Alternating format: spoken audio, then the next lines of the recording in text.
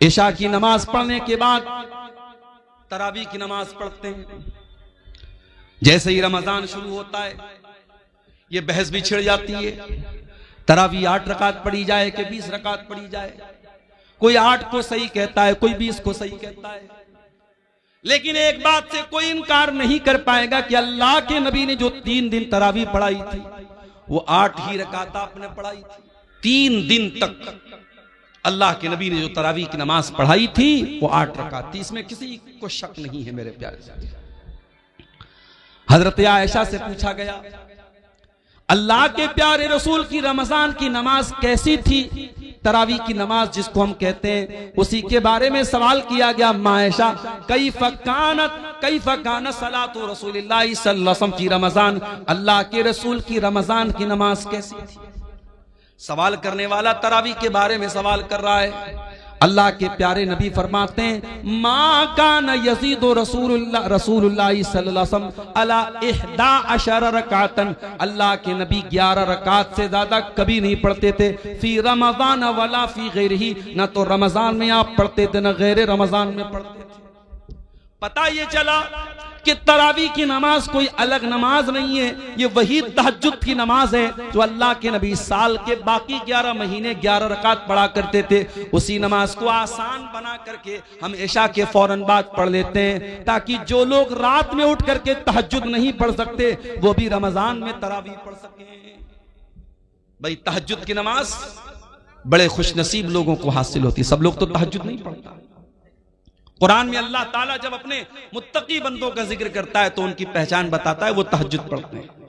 कहीं अल्लाह फरमाता है कानू कलीलन मिनल लैली मा यहजऊन, मेरे मुत्तकी बंदे रात को बहुत कम सोते हैं, वो रात में तहज्जुद की नमाज पढ़ते हैं। कहीं अल्लाह ने फरमाया ततजाफा जुनूबुहुम अनिल मजाज यदऊन रब्बहुम खौफन व तमा, मेरे मुत्तकी बंदे अपने बिस्तर से अलग होकर के अल्लाह की बारगाह में तहज्जुद पढ़ते हैं। यदऊन रब्बहुम खौफन व तमा, वो अपने रब से दुआएं करते हैं, कभी अल्लाह के अजाब से डरते हैं, कभी अल्लाह की रहमत की उम्मीद रखते हैं। व मिम्मा रज़क़नाहुम युनफिकून, और तहज्जुद पढ़ने के बाद अल्लाह की राह में सदका खैरात करते हैं। वही तहज्जुद की नमाज रमजान में तरावी के नाम से पढ़ी जाती है और अल्लाह के नबी ने इसको 11 रकात ही पढ़ा है। मेरे प्यारे साथियों, हमें और आपको भी चाहिए कि हम तरावी पढ़ें, लेकिन हाँ एक बात याद रखिए, तरावी की नमाज को आज हमारे यहाँ एक हवा बना दिया गया, बहुत मुश्किल बना दिया गया। नहीं, तरावी को आप बहुत मुश्किल मत बनाइए मेरे प्यारे साथियों। अगर हमारे नौजवानों का स्टेमिना बहुत कमजोर हो चुका है और वो बेचारे बहुत लंबी तरावी नहीं पढ़ पा रहे, तो ठीक है, आप हल्की ही तरावी पढ़ाइए। हल्की से मुराद ये है कि अगर एक पारा पूरा अगर इमाम पढ़ रहा है और एक पारे में सारे लोग शामिल हो सकते हैं तो एक पारा पढ़ाया जाए। अगर एक पारा भी लोग नहीं पढ़ पा रहे तो एक पारे से भी कम पढ़ा जा सकता है, लेकिन कोशिश ये कीजिए कि तरावी की नमाज पूरे महीने पढ़ी जाए।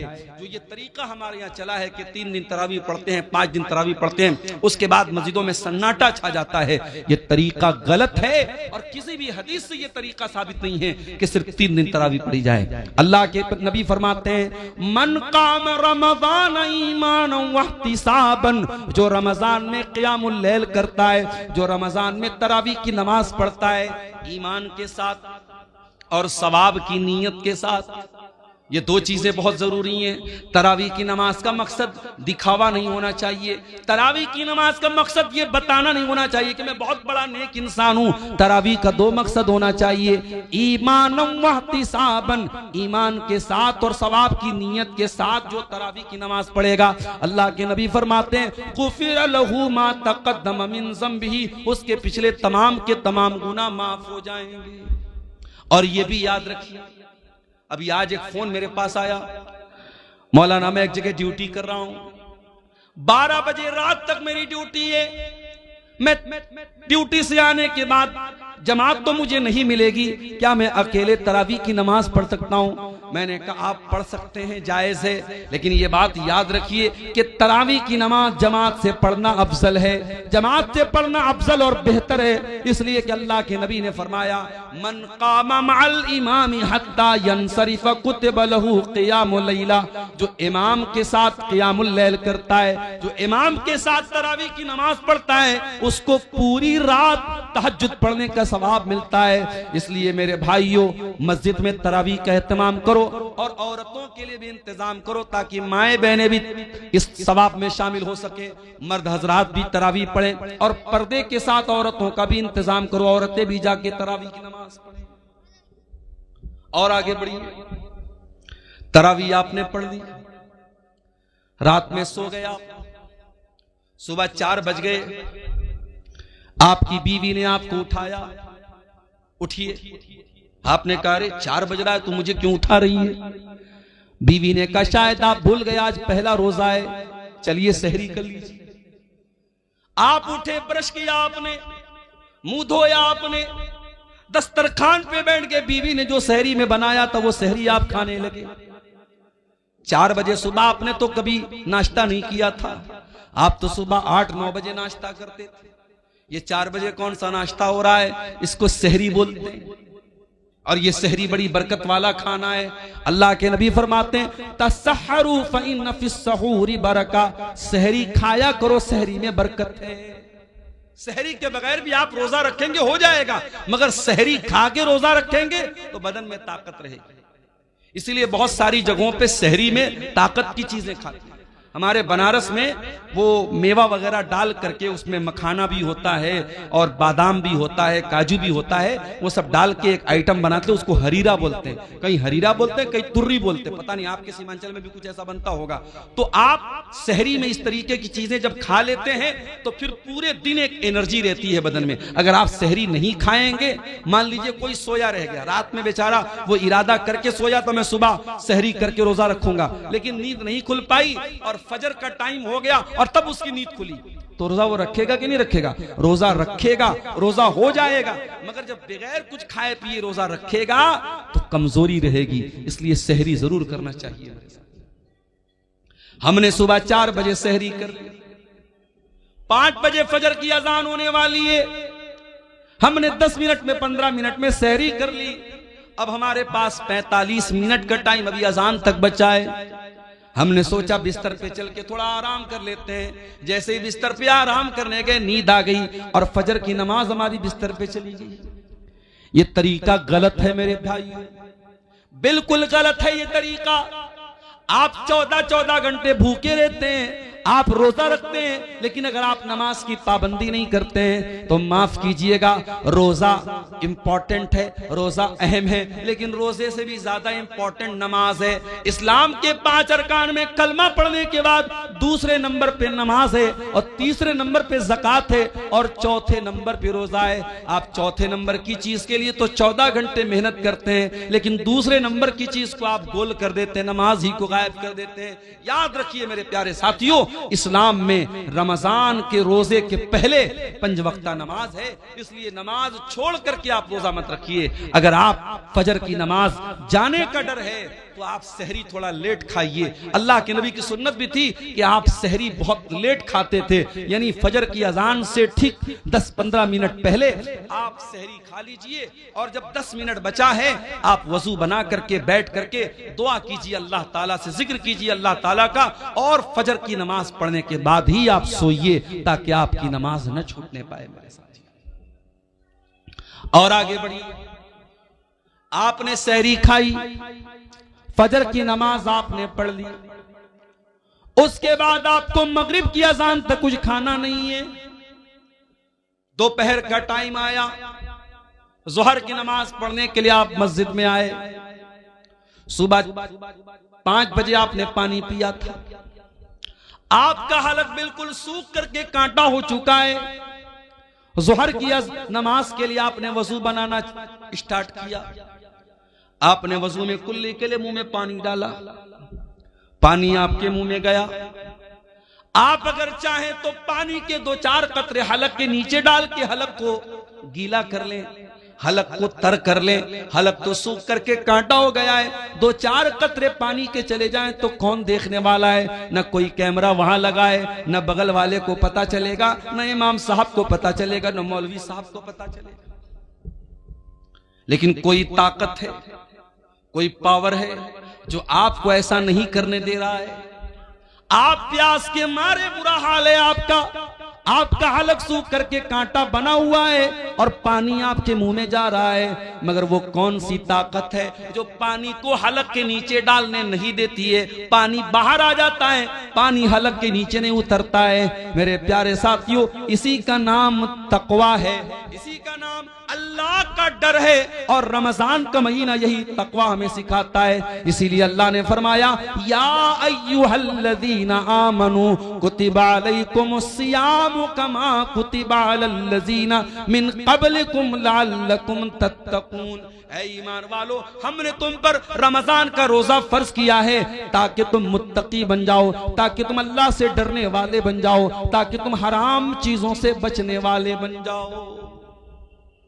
रोजे की हालत में खाना नहीं खा सकते, पानी नहीं पी सकते, बीवी से मिल नहीं सकते, बीवी के साथ रोमांस कर सकते हैं, गले लग सकते हैं, बीवी को टच कर सकते हैं, लेकिन अगर डर वो इस बात का कि बीवी से ज्यादा करीब होंगे तो हो सकता है कि बीवी के साथ सोहबत हो जाए। जिसको इस बात का डर हो वो बीवी से बहुत ज्यादा करीब भी ना जाए। रोजे की हालत में आप इंजेक्शन भी लगवा सकते हैं, लेकिन शर्त यह है कि ताकत का इंजेक्शन ना हो, ग्लूकोज का इंजेक्शन ना हो।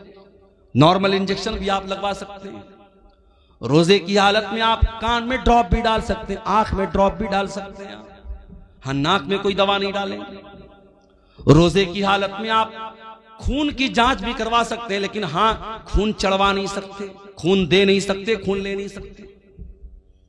खून इसलिए नहीं दे, खून लेंगे तो बदन में एक ग़िज़ा आ जाएगी, वो जायज नहीं है। रोजे की हालत में बदन को ग़िज़ा पहुंचाना जायज नहीं, और खून किसी को देंगे तो कमजोरी बहुत ज्यादा आ जाएगी, रोजे पर इफेक्ट पड़ेगा, इसलिए खून देना भी ठीक नहीं रोजे की हालत में। रोजे की हालत में आप अगर भूल करके कुछ खा गए, नबी अकरम ने फरमाया, अगर भूल चूक करके तुम्हारे मुंह में कुछ चला गया, खा लिया, तो जैसे ही याद आ जाए फौरन बाज आ जाओ। और तुमने जो भूल करके खा लिया पी लिया, उससे तुम्हारे रोजे पर कोई फर्क नहीं पड़ा, बस ये समझो कि तुमको अल्लाह ने खिला दिया। अब मान लो आप घर में आए, प्याले में दाल रखी हुई थी, आपने थोड़ी सी दाल पी ली, फिर आपको याद आया, अरे भाई अभी तो रमजान शुरू हो गया है। फिर आपको अब्दुल गफ्फार साहब की तकरीर भी याद आ गई, उन्होंने कहा था अल्लाह ताला खिला रहा है, आपने पूरी गटागट पूरी दाल आप पी गए। ये नहीं कर देना भाई, वरना मसला फंस जाएगा, बदनाम मैं हो जाऊंगा। जितना चला गया, जितना गलती से भूल से आपने खा लिया, बस वहीं स्टॉप हो जाओ। जैसे ही याद आ गया मैं रोजा, अच्छा अब ये भी है, बाज लोगों को याद कब आता है जब पूरा खा पी के डकार लेते अल्हम्दुलिल्लाह, उसके बाद उनको याद आता है कि हाँ मैं रोजा हूं। तो इतनी कमजोर याददाश्त भी आपकी नहीं होनी चाहिए। रोजे की हालत में अगर भूल करके आपने खा लिया तो कोई गुनाह की बात नहीं। इसी तरीके से आप सुबह सहरी कर रहे थे, आप चाय पी रहे थे, आप दूध पी रहे थे, उतने में अजान शुरू हो गई, तो बर्तन में जितना दूध है, जितनी चाय है, उसको आप कंप्लीट कर लीजिए, उस पर अल्लाह ताला की आपकी कोई पकड़ नहीं होगी। अजान अगर होने लगे तो बर्तन में जो चीज आप पी रहे हैं उसको आप कंप्लीट कर सकते हैं, उसमें कोई गुनाह की बात नहीं। और ये भी नोट कर लीजिए, रोजे की हालत में अगर रात में इंसान अपनी बीवी से मुलाकात करता है, जाहिर है कि रात में तो जायज है, या रात में इंसान सो गया और वो नापाक हो गया, उसको एहतलाम हो गया, नाइट फॉल हो गया, अब सुबह वो उठा तो वो नापाक है, यानी उसके ऊपर गुस्ल वाजिब है। अब वो क्या करे, वो रोजा रखेगा कि नहीं रखेगा? रोजा रखेगा। और अगर उसी हालत में फजर की अजान भी हो गई तो भी कोई गुनाह की बात नहीं है, उसका रोजा बिल्कुल सही है। लेकिन हाँ, अगर इंसान रात में नापाक हुआ है, सुबह उसी हालत में सहरी कर सकता है, लेकिन फजर की अजान अगर हो गई है तो जितना जल्दी मुमकिन हो वो गुस्ल करे और जमात से जाकर के नमाज पढ़े। कुछ लोग क्या करते हैं, नापाक हो गए तो आराम से सोए रहते हैं, सुबह 8 बजे 9 बजे उठ करके गुस्ल करते हैं और फिर नमाज पढ़ते हैं। ये गलत है, ये नाजायज है, ये हराम है। आप नमाज को बिना मजबूरी के उसके टाइम से डिले नहीं कर सकते। अगर आप नापाक हैं, जितना जल्दी मुमकिन हो आप नापाकी को दूर कीजिए और नमाज पढ़िए। और यह भी याद रखिए, अगर फजर के 1 मिनट पहले भी औरत अगर हैज में थी और पाक हो गई, 1 मिनट पहले भी, मान लीजिए कि अगर 5:15 पे फजर की अजान हो रही है और 5:14 पर औरत को यह लगा कि मैं पाक हो गई हूं, मेरा हैज आना बंद हो गया, पीरियड आना बंद हो गया मेरा, तो उस दिन का रोजा वो रखेगी, उस दिन का वो रोजा रखेगी और फौरन वो गुस्ल करके फजर की नमाज भी पढ़ेगी। हां, अगर इसका उल्टा हो जाए, अगर फजर की अजान के 1 मिनट के बाद भी अगर औरत को जो है वो हैज आ जाए, तो वो उस दिन का रोजा नहीं रखेगी, वो नापाक मानी जाएगी, वो जितने दिन पीरियड में रहेगी वो रोजा नहीं रखेगी। अगर मगरिब की अजान के 1 मिनट पहले भी उसको हैज आ गया, तो वो रोजा उसका काउंट नहीं होगा, उस रोजे को वो बाद में पूरा करेगी, वो रोजा उसका पूरा नहीं माना जाएगा। ये मसले हैं, इसकी भी जानकारी हमको कर लेना जरूरी है। शाम का टाइम आया, आपने, बीवी आपकी कमरे में आती है, वही बीवी जो आपके लिए सर से पैर तक हलाल है, आपने रोजे की हालत में अपने आप को कंट्रोल किया है, बीवी के करीब नहीं जा रहे, आपको बहुत तेज भूख लगी, आपके घर में खाने पीने के बहुत सारे आइटम रखे हुए हैं, लेकिन आप उन चीजों को नहीं खा रहे, आपको प्यास लगी, आप कोई चीज पी नहीं रहे, ये रोजा हलाल चीजों को आपसे छुड़वा रहा है। खाना हलाल है लेकिन आप खाना नहीं खा रहे, पानी हलाल है लेकिन पानी नहीं पी रहे, बीवी हलाल है लेकिन बीवी के करीब नहीं जा रहे।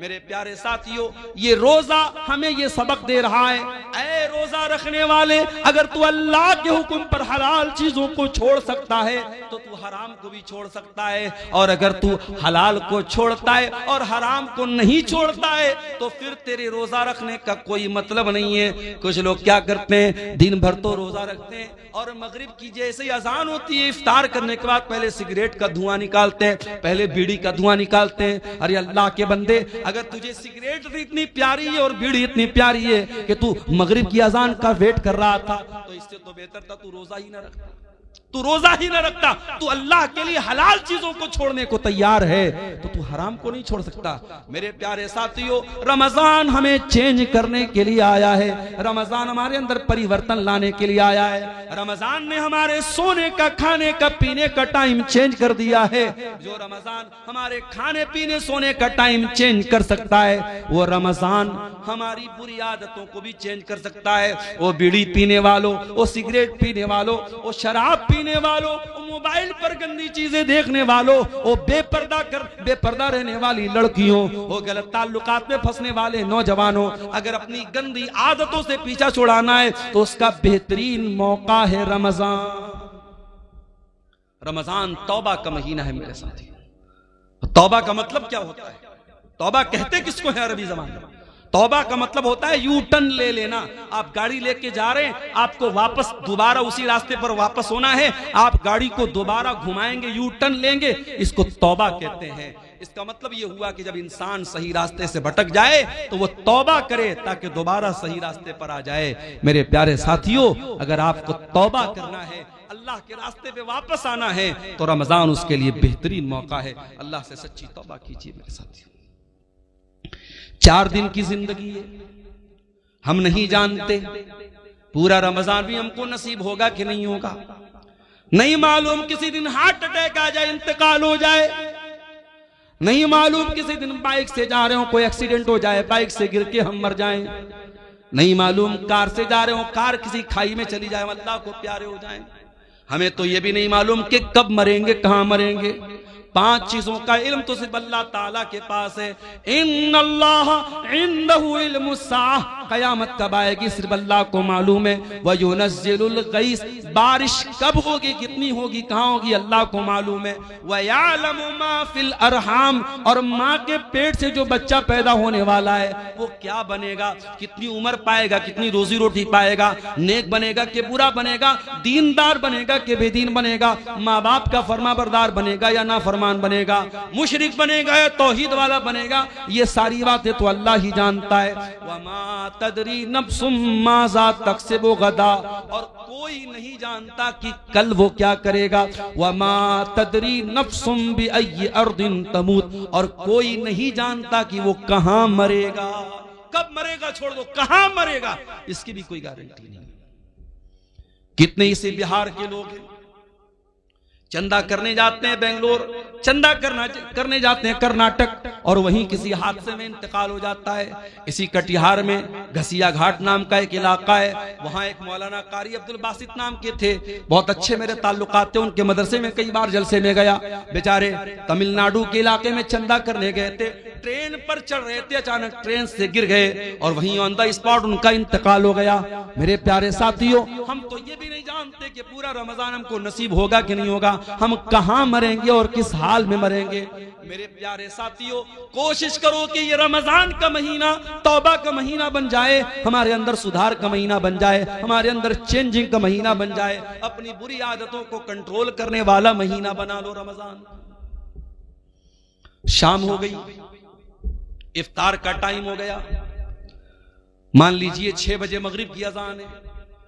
कोशिश ये करो कि 5:30 बजे अपने घर में आ जाओ, जितना इफ्तारी का सामान लेना है पहले ही लेके आ जाओ, आधा घंटे पहले ही आ जाओ, दस्तरखान बिछा लो, बच्चों और परिवार को साथ में ले लो और अल्लाह की बारगाह में दुआ करो। मेरे प्यारे साथियों, रोजे की हालत में अल्लाह ताला दुआ जल्दी कबूल करता है। रोजे का दुआ के साथ बड़ा गहरा कनेक्शन है, और इसीलिए अल्लाह ताला ने कुरान में जहां रमजान का जिक्र किया है, जहां रोजे का जिक्र किया है, वहीं अल्लाह ने फरमाया वइज़ा सअलका इबादी अन्नी फइन्नी करीब। ऐ मेरे नबी, जब मेरे बंदे आपसे मेरे बारे में सवाल करें कि अल्लाह कहां है, तो ऐ नबी उनको बता दीजिए कि अल्लाह ताला बहुत करीब है। उजीबु दावत दाई इज़ा दान, और जब भी कोई दुआ करने वाला अल्लाह को पुकारता है, अल्लाह जरूर उसकी दुआ को सुनता है। शर्त यह है फलयस्तजीबू ली वलयुमिनू बी, कि वो अल्लाह की बात माने और अल्लाह पर ईमान रखे। अगर वाकई में हम अल्लाह की बात माने तो जरूर अल्लाह हमारी दुआ सुनेगा, मगर हम अल्लाह की बात मानते कहां हैं? हम तो गुनाहों की दुनिया में लथपथ रहते हैं, हराम कमाई खाते हैं, सूद ब्याज खाते हैं, हराम काम करते, और उसके बाद हम कहते हैं अल्लाह हमारी दुआओं को नहीं सुनता। अल्लाह ने हम पर जालिमों को मुसल्लत कर दिया है, फला जालिम है, फला जालिम। अरे सबसे बड़े जालिम हम हैं। दूसरों को जालिम कहने से पहले अपने गिरबान में झांके, हमने अपने ऊपर कितना जुल्म किया है। इसलिए मेरे प्यारे साथियों, रमजान में दुआ करो, और दुआ करना है तो जरा नबियों से सीखो कि दुआ कैसे की जाती है। आदम अलैहिस्सलाम से गलती हो तो क्या दुआ की उन्होंने, और रब्बना ज़लमना अनफुसना व इल्लम तगफिर लना व तरहमना लनकूनन्ना मिनल खासिरीन।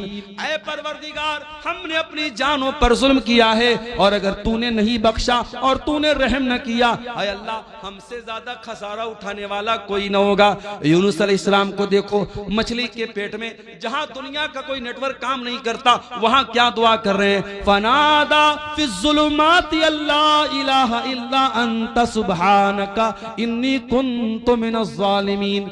यूनुस अलैहिस्सलाम ने तीन अंधेरों में, समंदर का अंधेरा था, पानी का, समंदर का अंधेरा था, रात का अंधेरा था, और मछली के पेट का अंधेरा था, तीन अंधेरों में उन्होंने अल्लाह को पुकारा। और क्या पुकारा, ला इलाहा इल्ला अंता सुब्हानका इन्नी कुन्तु मिनज़ ज़ालिमीन। ऐ अल्लाह तू पाक है, ऐ अल्लाह तेरे सिवा मेरा कोई सहारा नहीं है, ऐ अल्लाह तू पाक है, इन्नी कुन्तु मिनज़ ज़ालिमीन। ऐ अल्लाह मैं जालिम हूं, मेरी गलती है। दुआ मांगने का तरीका सीखो मेरे प्यारे साथियों नबियों से। इसीलिए अल्लाह के नबी फरमाते हैं, मछली वाले नबी की दुआ बहुत बेहतरीन दुआ है, और मुसलमान जब भी किसी मुसीबत में ये दुआ करेगा, अल्लाह ताला जरूर उसकी दुआ को सुनेगा। इब्राहिम अलैहिस्सलाम को देखो, 85 साल की उम्र हो चुकी है, औलाद नहीं है। यहां तो 14-15 साल हो जाए और औलाद ना हो तो दुनिया वाले ताना मारने लगते हैं कि इसको तो औलाद नहीं हो रही है, और इंसान भी मायूस हो जाता है। यहाँ 85 साल की उम्र हो चुकी है, इब्राहिम अपने रब से मायूस नहीं है। क्या दुआ करते हैं, रब्बी हबली मिन लदुनका ज़ुर्रियतन तय्यबा इन्नका समीउद दुआ। ऐ अल्लाह तू मुझे पाक औलाद दे दे, ऐ अल्लाह तू दुआओं को सुनने वाला है। रब्बी हबली मिनस सालिहीन, ऐ अल्लाह मुझे नेक बेटा अता फरमा। अय्यूब अलैहिस्सलाम को देखो, बीमार है, पूरे बदन में जख्म है, पूरे बदन से खून बह रहा है, पूरे बदन में परेशानी है, और अय्यूब अलैहिस्सलाम दुआ कर रहे हैं, व अय्यूबा इज़ नादा रब्बहू अन्नी मस्सनियद्दुर्रु व अंत अरहमुर राहिमीन। कहते अय अल्लाह मुझे ये बीमारी पहुंची है, अय अल्लाह मुझे ये तकलीफ पहुंची है, और अय अल्लाह सबसे बड़ा रहम करने वाला तू है, अगर तूने रहम न किया तो तेरा बंदा कहां जाएगा। मेरे प्यारे साथियों, रमजान को दुआ का महीना बना लो, खूब दुआएं करो, इफ्तार के टाइम दुआ करो, सहरी के टाइम दुआ करो, तरावी के बाद बैठ के दुआ करो, रात के सन्नाटे में दुआ करो, दिन के उजाले में दुआ करो। रमजान का दुआ के साथ बड़ा गहरा कनेक्शन है, बहुत गहरा ताल्लुक है। और हो सके एक किताब बता रहा हूं, मोबाइल पर भी वो किताब मिल जाएगी आपको, प्ले स्टोर में भी मिल जाएगी। किताब का नाम नोट कर लो, हिस्नुल मुस्लिम, अरब के एक आलिम की किताब है, बहुत अच्छी किताब है दुआओं की, छोटी छोटी दुआएं जो नबी की दुआएं हैं, नबी की सिखाई गई दुआओं को पढ़ा करो। नबी के अल्फाज में बड़ी बरकत है, नबी के अल्फाज बड़े जामे होते थे। अगर वो नहीं पढ़ सकते, अगर पढ़े लिखे नहीं हो, तो अपनी भाषा में, अपनी जबान में, तुम शेरशाबादी लैंग्वेज में, तुम बंगला जुबान में भी अल्लाह से दुआएं कर सकते हो। अल्लाह ताला हर जबान को समझता है, वो दिल की भाषाओं को जानता है, वो दिल की जबान को जानता है। हम जबान से कहें या न कहें, हमारा दिल जब तड़पता है, हमारा दिल जब रोता है, हमारे दिल की सदाओं को भी अल्लाह ताला सुन लेता है। और आगे बढ़िए मेरे भाई, इफ्तार का टाइम हो गया। आप इफ्तार करते हैं, बिस्मिल्लाह पढ़ के आपने खजूर मुंह में डाली, खजूर मुंह में डाली, पानी आपने पिया, और पानी जैसे ही आपके हलक के अंदर गया, आपने दुआ पढ़ी, ज़हबज़ ज़मऊ वबतल्लतिल उरूक़ु वसबतल अज्रु इंशाअल्लाह। ऐ अल्लाह तेरे हुक्म से मैंने रोजा पूरा कर लिया, ऐ अल्लाह मेरी प्यास खत्म हो गई, ऐ अल्लाह मेरी रगें तर हो गई, और ऐ अल्लाह अगर तूने चाहा तो मुझे सवाब भी मेरे रोजे का मिल जाएगा। ये बड़ी प्यारी दुआ है, इफ्तार के टाइम यही दुआ पढ़ा करो मेरे प्यारे साथियों। और वो दुआ भी आप पढ़ सकते हैं, अल्लाहुम्मा लका सुमतु व अला रिज़्क़िका अफ़्तरतु, ऐ अल्लाह मैंने तेरे लिए रोजा रखा और तेरे ही दिए हुए रिस्क पर मैंने इफ्तार किया। और ये भी मसला याद रखो, इफ्तार में जल्दी करने का हुक्म है। अगर घड़ी में 6 बज चुका है और आपकी जंतरी में 6 बजे इफ्तार का टाइम है, तो जानबूझ करके 6 बज करके 2 मिनट पर भी इफ्तार करना ठीक नहीं है। अल्लाह के नबी फरमाते हैं, ला यज़ालुन्नासु बिखैरिन मा अज्जलुल फित्रा, लोग उस वक्त तक भलाई के साथ रहेंगे जब तक इफ्तार में जल्दी करेंगे। क्या मतलब, जैसे इफ्तार का टाइम हो जाए जल्दी से इफ्तार करेंगे, तब तक लोग भलाई के साथ रहेंगे। बात समझ में नहीं आई? मौलाना साहब, एक आदमी 6 बजे इफ्तार कर रहा है, एक आदमी 6:05 पर इफ्तार कर रहा है, वो 5 मिनट ज्यादा रोजा रख रहा है, उसको तो और ज्यादा सवाब मिलना चाहिए। और आप अल्लाह के नबी की हदीस पढ़ रहे हैं कि जो लोग इफ्तार में जल्दी करेंगे वो भलाई के साथ रहेंगे। पता ये चला कि शरीयत हमारी लॉजिक से नहीं चलती है, शरीयत हमारे दिमाग से नहीं चलती है, शरीयत अल्लाह ताला के और उसके रसूल के हुक्म से चलती है। अगर अल्लाह का हुक्म यही है और रसूल का हुक्म यही है कि इफ्तार में जल्दी किया जाए, तो इफ्तार में देर करना ठीक नहीं है। ये मोजा मैंने पहना है, कपड़े का मोजा हो चाहे चमड़े का मोजा हो, आपको मालूम है उस अगर हमने वजू करके पहना है तो मसा कर सकते हैं मोजे के ऊपर। कभी आपने गौर किया, मोजे का जो नीचे का हिस्सा होता है वो ही ज्यादा गंदा होता है, लेकिन जब हम वजू करते हैं तो मोजे के ऊपर के हिस्से पर मसा करते हैं, हम नीचे के हिस्से पर मसा नहीं करते हैं। पता ये चला कि दीन अकल और राय का नाम नहीं है, दीन तो अल्लाह और उसके रसूल के हुक्म का नाम है। इसीलिए इफ्तार में जल्दी करने का हुक्म दिया गया है। और ये भी नोट कर लो मेरे भाई, आज जैसे ही रमजान का महीना आता है, मर्दों की डिमांड क्या होती है, 20 तरीके का आइटम बनाया जाए। हो सकता है कि आपके शेरशाबादी समाज में शायद उतनी वैरायटी ना होती हो, लेकिन आप अगर बनारस चले जाएं, आप लखनऊ चले जाएं, आप हैदराबाद चले जाएं, आप मुंबई चले जाएं, तो इफ्तार के दस्तरखान पे आपको 20 तरीके के आइटम मिलेंगे। मुझे उससे कोई एतराज नहीं, अल्लाह ने आपको दौलत दी, आप खूब खाइए, मना नहीं है मेरे भाई, लेकिन मुझे इस बात के से शिकायत है कि आज अपने घर की औरतों के ऊपर हमने इतना ज्यादा बोझ डाल दिया है, इतने सारे आइटम उनको बनाने होते हैं रमजान के अंदर कि बेचारी असर के बाद से लेकर के वो अफ्तार के आइटम बनाने में उनका टाइम लग जाता है, और मगरिब के बाद बेचारी बर्तन धोने में उनका टाइम लग जाता है। उनको इबादतों का टाइम नहीं मिलता, उनको कुरान पढ़ने का टाइम नहीं मिलता, उनको दुआ करने का टाइम नहीं मिलता। मेरे प्यारे साथियों, अपने मुंह के स्वाद के लिए और अपने पेट के लिए अपने घर की औरतों पर अत्याचार न करो, अपने घर की औरतों पर जुल्म न करो। अरे सिंपल जो खाना आम दिनों में खाते हो वही सिंपल तरीके से रमजान में भी खाओ। ठीक है, 2-4 आइटम बढ़ गए, कोई हर्ज की बात नहीं है, लेकिन बीवी के ऊपर इतना ज्यादा अत्याचार करना कि बेचारी दिन भर खाना ही बनाती रहे और इफ्तार के बाद पूरी कई घंटे वो बर्तन ही धोती रहे, ये औरतों पर जुल्म है। इससे भी हमें और आपको बचना है। उसके बाद रमजान की एक बहुत अहम इबादत जिसके लिए कुरान में बाकायदा जिक्र किया गया, कुरान की तिलावत। रमजान में कसरत से कुरान की तिलावत करो, इसलिए कि रमजान के महीने में ही कुरान उतारा गया। फरमाया शहरु रमजान अल्लज़ी उन्ज़िला फ़ीहिल कुरान, रमजान के महीने में कुरान उतारा गया। हुदल लिन्नास, और ये कुरान सारी मानवता के लिए हिदायत बन करके आया। व बय्यिनातिम मिनल हुदा वल फुरकान, और इस कुरान की आयतें सच्चाई को खोल खोल के बयान करने वाली हैं। कभी आप अपने दिल पर हाथ रख के बताइए मेरे भाई, आपने पिछले रमजान में कितना कुरान पढ़ा था? मोबाइल पर आपने न जाने कितनी रील्स देखी थी, फेसबुक के ऊपर आपने न जाने कितना टाइम खर्च किया था, यूट्यूब पर आपने न जाने कितने वीडियोस देखे थे, लेकिन आप अपने दिल पर हाथ रख के बताइए कि आपने कुरान कितना पढ़ा था। बल्कि अगर आप मुझसे पूछे तो मैं एक बात कहूंगा, रमजान में उलमा की तकरीरें सुनिए, मैं मना नहीं करता, मगर तकरीरों से ज्यादा कुरान सुनिए, कुरान पढ़िए। रमजान को कुरान के लिए खास कर दीजिए। और आज भी आप देखिए जो हरमैन के इमाम है, जब वो कुरान पढ़ते हैं कितना अच्छा लगता है। शेख अब्दुल रहमान अस्सुदैई जब अपनी आवाज में कुरान पढ़ते अल्लाह अल्लाह, कितना प्यारा लगता है। शेख सऊद अशरम तो चले गए, लेकिन मौजूदा जो इमाम हरमैन है उसमें एक नाम शेख बदर तुर्की का है, कितना प्यारा कुरान पढ़ते हैं। आप मोबाइल पर हेडफोन लगा के अगर शेख बदर तुर्की की जबान से कुरान सुनेंगे और आंखें बंद कर लेंगे, आपको ऐसा लगेगा आप हरम में खड़े, आप मक्का में खड़े, आप मस्जिद हराम में खड़े। वो लोगों, तुम कुरान पढ़ो तो सही एक बार। अला बिज़िक्रिल्लाहि तत्मइन्नुल कुलूब, ये कुरान तुम्हारे दिल को जरूर शांति देगा, तुम्हारे दिल को जरूर सुकून देगा। ये कुरान पढ़ के तो देखो, ये कुरान सुन के तो देखो।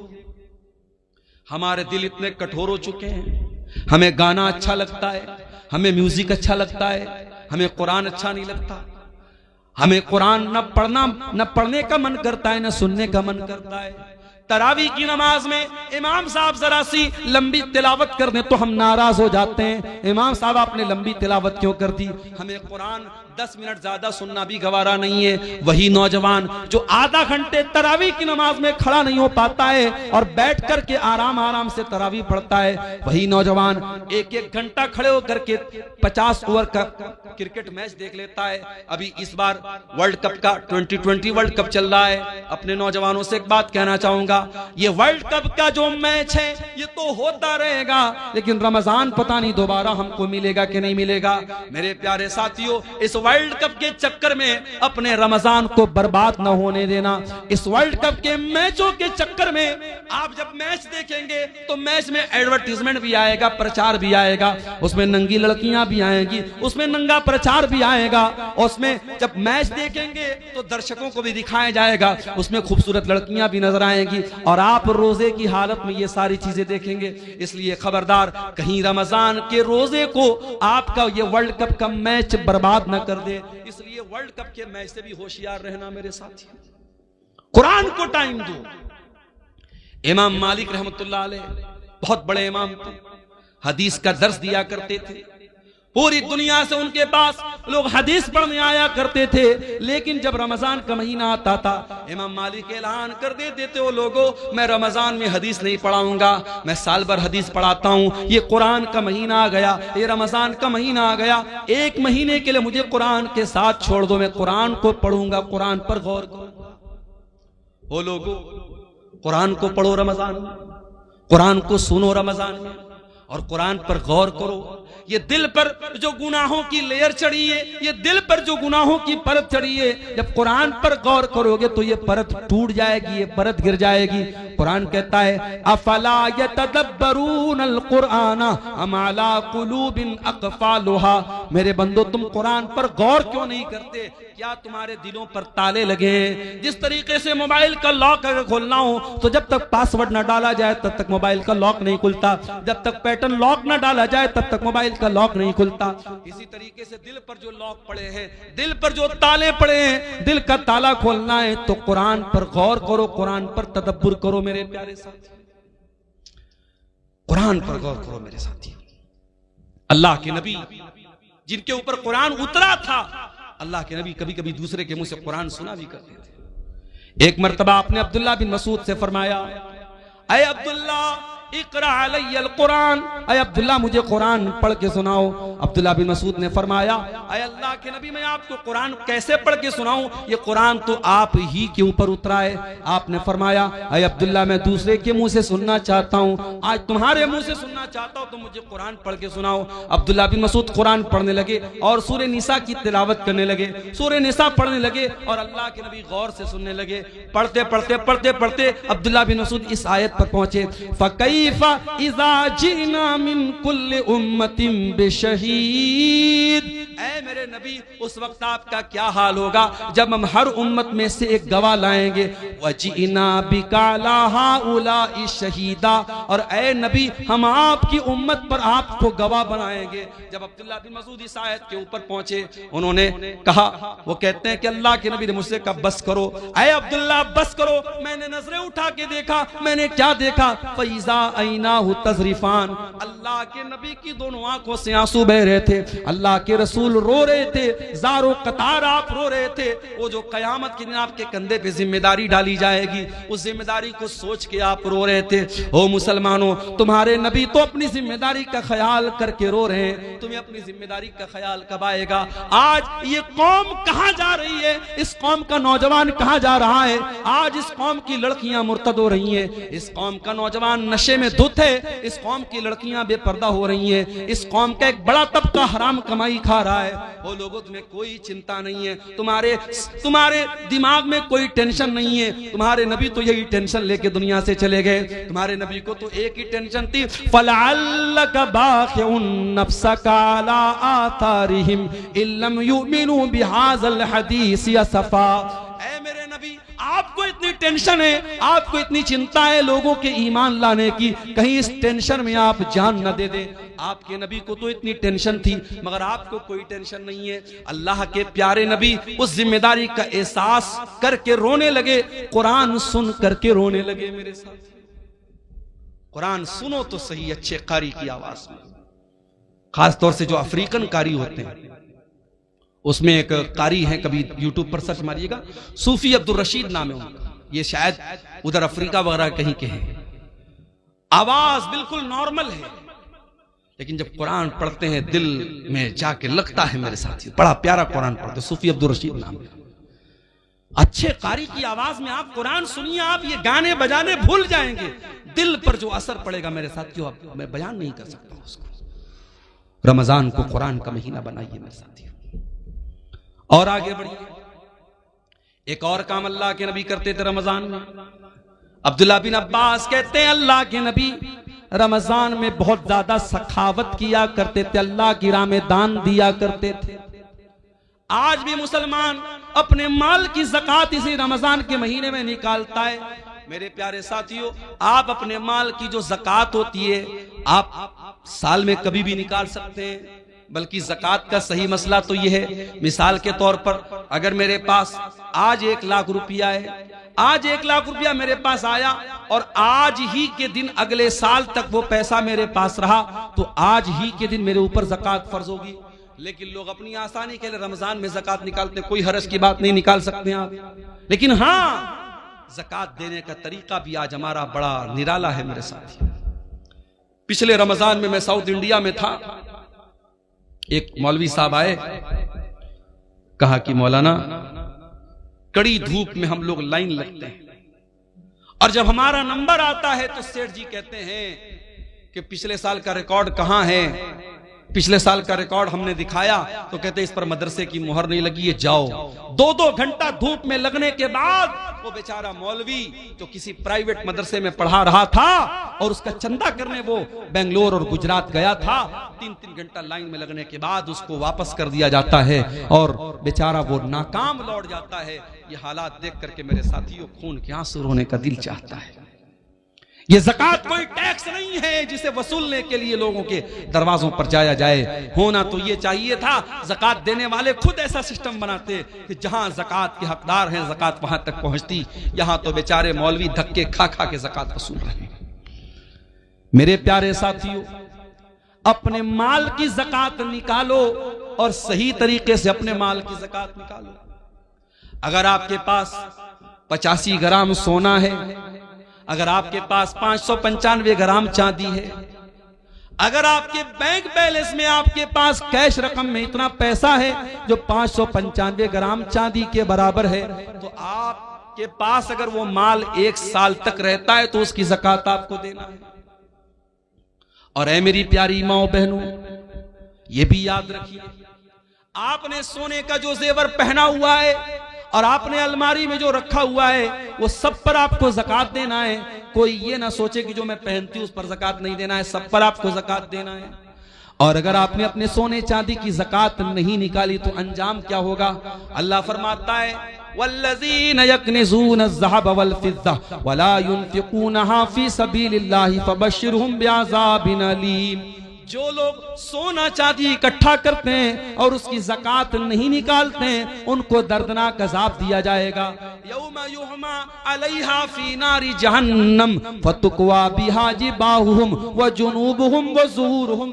क़यामत के दिन वही सोना चांदी जहन्नम की आग में तपाया जाएगा, उससे उनकी पेशानी को दागा जाएगा, उससे उनके पहलू को दागा जाएगा, उससे उनकी पीठ को दागा जाएगा और कहा जाएगा, हाज़ा मा कनज़्तुम लिअन्फुसिकुम फज़ूक़ू मा कुन्तुम तकनिज़ून। ये सोना चांदी जिसकी तुमने ज़कात नहीं निकाली थी, आज उसको अल्लाह ताला ने जहन्नम की आग बना दिया है, आज अजाब का मजा चखो। मेरे प्यारे साथियों, इसलिए अपने माल की सही ज़कात निकालिए और ये बात याद रखिए, ज़कात कोई टैक्स नहीं है। ज़कात आपके माल के मैल कुचैल को पाक करती है। ज़कात हमारे माल की बरकत को खत्म नहीं होने देती है, आपके माल की सुरक्षा करती है, आपके माल की हिफाजत करती है। इसीलिए अल्लाह कुरान में अपने नबी से कहता है, खुज़ मिन अम्वालिहिम सदक़तन तुतहिरुहुम व तुज़क्कीहिम। ऐ नबी, आप लोगों के माल में से ज़कात लीजिए, ये ज़कात उनके माल को पाक करेगी। बिजनेसमैन लोगों से एक बात कहना चाहता हूं, बिजनेसमैन के पास जितना भी माल तिजारत है उस पर उसको ज़कात देना है। मिसाल के तौर पे अगर हमारे दुकान में 10 लाख का माल है तो 10 लाख के माल पे हमको ज़कात देना है। हाँ, मार्केट से जो पैसा हमको लेना है उसको हम माइनस करेंगे और मार्केट में जो पैसा हमको देना है वो माइनस करेंगे, जो लेना है उसको प्लस करेंगे और पूरे माल तिजारत को ऐड करके उसकी ज़कात हमें निकालना है। इसी तरीके से अगर आपने कोई जमीन खरीदी है और आपने जमीन इस मकसद के लिए खरीदी है कि जमीन का दाम बढ़ जाएगा तो हम बेच देंगे, अगर आपने जमीन को बेचने के मकसद से लिया है तो उस जमीन की भी आपको ज़कात देना पड़ेगा। हाँ, अगर आपने जमीन लिया है मकान बनाने के लिए, बच्चों के रहने के लिए, तो उस पर आपको ज़कात नहीं देना है। अपनी जरूरत की चीजों पर भी आपको ज़कात नहीं देना है। 1.5 लाख का मोबाइल आता है, एप्पल का आईफोन आता है, सैमसंग का अल्ट्रा आता है, 1.25 लाख का 1.5 लाख का मोबाइल आता है। 1.5 लाख के मोबाइल पर आपको कोई ज़कात नहीं देना है। 10 लाख की आपके पास 40 लाख की कार है, कार पे आपको कोई ज़कात नहीं देना है। 50 लाख का आपके पास घर है जिसमें आप रहते हैं, उस घर के ऊपर आपको कोई ज़कात नहीं देना है। जो आपकी जरूरत की चीजें हैं, जाती चीजें, उस पर आपको कोई ज़कात नहीं देना है। लेकिन हाँ, जो बिजनेस एसेट है, जो माल तिजारत है, उस पर आपको ज़कात देना है। और कोशिश कीजिए कि अपने माल की पूरी पूरी ज़कात रमजान में निकाल दीजिए। और घर की औरतों को भी कुछ पैसा दे दीजिए कि कोई मांगने वाली आए, कोई जरूरतमंद आए तो घर की औरतें भी कुछ अल्लाह की राह में सदका खैरात करें। ये माहौल मेरे प्यारे साथियों रमजान में अपने घरों का हमें बनाना चाहिए। अल्लाह के नबी सल्लल्लाहु अलैहि वसल्लम की बीवियों से कुरान कहता है कि ऐ नबी की बीवियों, अक़िमनस्सलात व आतीनज़्ज़काह, तुम नमाज कायम किया करो, तुम ज़कात अदा किया करो। इसका मतलब कि औरत को भी ज़कात अपने माल की देना चाहिए। अगर औरत के पास अपना जेवर है, औरतों को जो मायके से मिलता है जेवर, वो औरत का अपना जेवर होता है। अगर शौहर ज़कात निकाल दे तो अच्छी बात है, अगर शौहर ज़कात नहीं निकालता है तो बीवी को खुद उसकी ज़कात निकालनी पड़ेगी। अगर अपना जेवर बेच के भी निकालना पड़े तो देना पड़ेगा। ज़कात दिए बगैर चारा नहीं है। और अगर हम जानबूझ के ज़कात नहीं निकालेंगे, अल्लाह के यहाँ बहुत दर्दनाक अजाब होगा। मेरे प्यारे साथियों, रमजान के इस मुबारक महीने में एक काम हमें और करना रहता है, जिसको एतिकाफ बोलते हैं।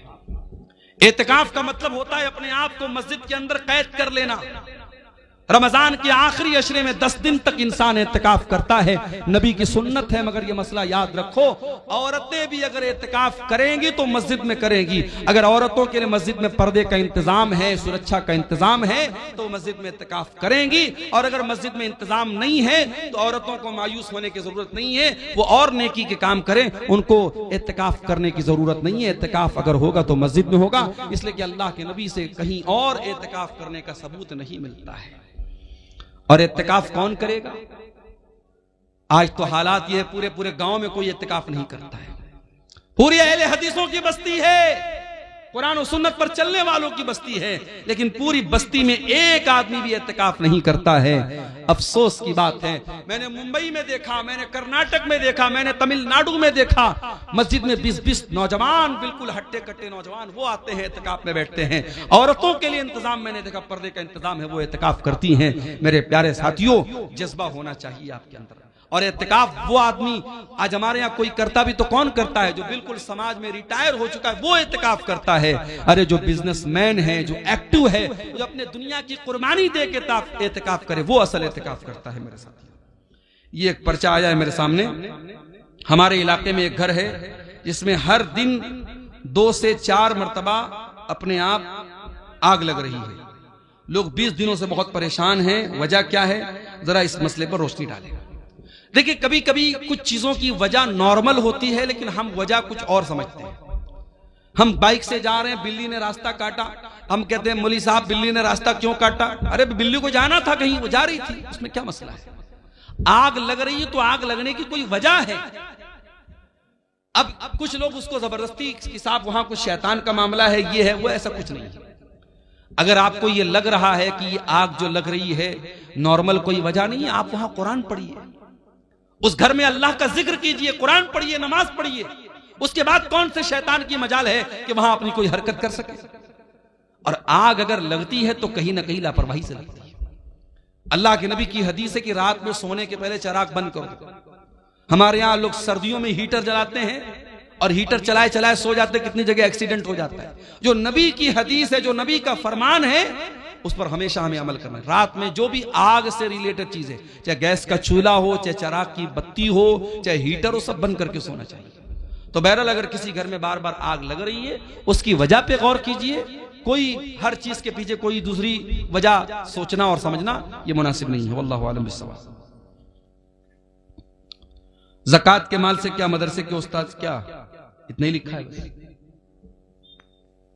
मदरसे के उस्ताद को शायद ये पूछना चाह रहे हैं कि मदरसे के उस्ताद को तनख्वाह दे सकते हैं कि नहीं। देखिए, जो भी हमारे यहाँ दीनी मदरसे हैं, उलमा का एक बड़ा तबका, उलमा की एक बड़ी जमात का ये मानना है कि हिंदुस्तान के माहौल में जो दीनी मदरसे हैं ये फी सबीलिल्लाह के अंदर आते हैं। जो कुरान में अल्लाह ताला ने ज़कात किसको देना है, 8 जगहों पे ज़कात का पैसा दे सकते हैं। उसमें एक जगह है फी सबीलिल्लाह, अल्लाह की राह में भी ज़कात का पैसा दे सकते हैं। तो उलमा की एक बड़ी जमात का कहना है कि मदरसा जहां दीनी तालीम होती है वहां पे हम ज़कात दे सकते हैं, क्योंकि वो फी सबीलिल्लाह के अंदर आता है। अगर मदरसे में गरीब बच्चे पढ़ते तब तो कोई शक की बात नहीं, ज़कात दे सकते हैं। अगर मदरसे में खुशहाल बच्चे भी पढ़ते हैं तब भी ज़कात की रकम दी जा सकती है। क्यों? क्योंकि मदरसों का असल मकसद क्या है?